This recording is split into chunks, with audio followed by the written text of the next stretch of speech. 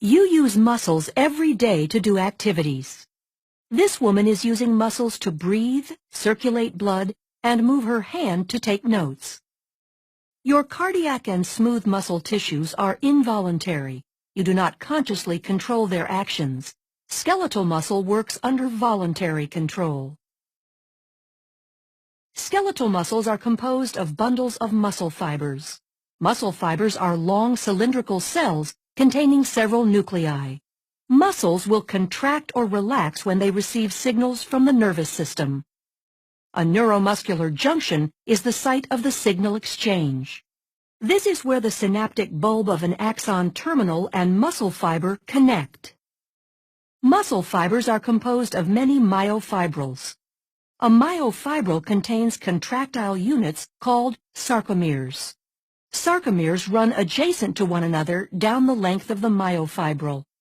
Each sarcomere consists of alternating thick and thin protein filaments, giving skeletal muscle its striated appearance. The muscle contracts when these filaments slide past each other. The thick filaments are myosin, which are anchored at the center of the sarcomere, called the M-line. The thin filaments are composed of the protein actin, which are anchored to the Z-lines on the outer edges of the sarcomere.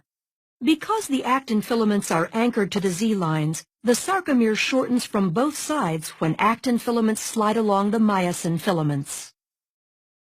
Although the action between the filaments is described as sliding, the myosin filament actually pulls the actin along its length. The cross bridges of the myosin filaments attach to the actin filaments and exert force on them to move. This action is known as the sliding filament mechanism of muscle contraction. In this model, the sarcomeres shorten without the thick or thin filaments changing in length. A contraction begins when a bound ATP is hydrolyzed to ADP and inorganic phosphate. This causes the myosin head to extend and can attach to a binding site on actin, forming a cross-bridge.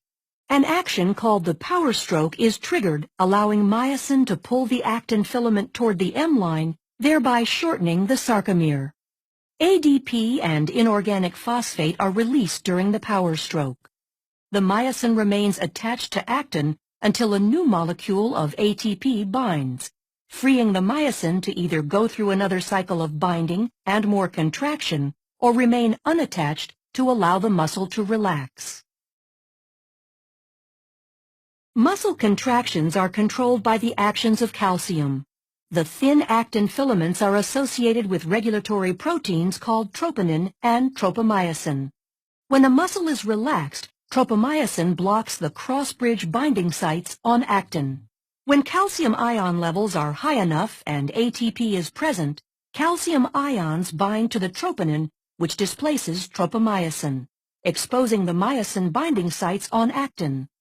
This allows myosin to attach to a binding site on actin, forming a cross-bridge.